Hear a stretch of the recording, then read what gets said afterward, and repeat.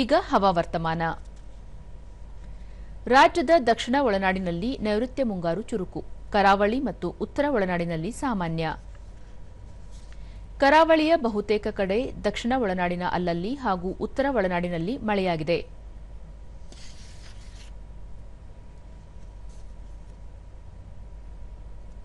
ಚಿಕ್ಕಮಗಳೂರು ಜಿಲ್ಲೆಯ ಕೊಟ್ಟಿಗೆಹಾರದಲ್ಲಿ ಅತಿ ಹೆಚ್ಚು 28 ಸೆಂಟಿಮೀಟರ್ ಮಳೆಯಾಗಿದೆ.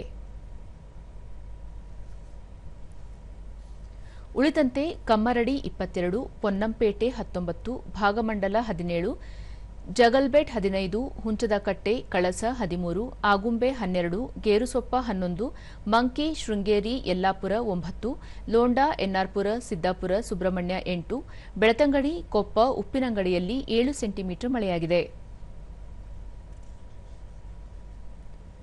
ಮುನ್ಸೂಚನೆಯಂತೆ ಮುಂದಿನ 7 ದಿನಗಳ ಕಾಲ ರಾಜ್ಯದ ಹಲವು ಭಾಗಗಳಲ್ಲಿ ಭಾರೀ ಮಳೆಯಾಗುವ ಮುನ್ಸೂಚನೆ ನೀಡಲಾಗಿದೆ.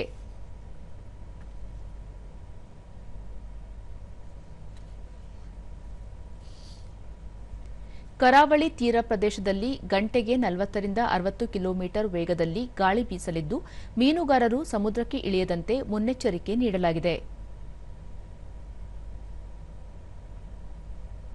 ಬೆಂಗಳೂರು ಸುತ್ತಮುತ್ತ ಸಾಮಾನ್ಯ ಮೋಡ ಕವಿದ ವಾತಾವರಣ, ಹಗುರ ಮಳೆ ಸಾಧ್ಯತೆ. ಗರಿಷ್ಠ 28, ಕನಿಷ್ಠ 21 ಡಿಗ್ರಿ ಸೆಲ್ಸಿಯಸ್ ತಾಪಮಾನ ದಾಖಲು ಸಂಭವ.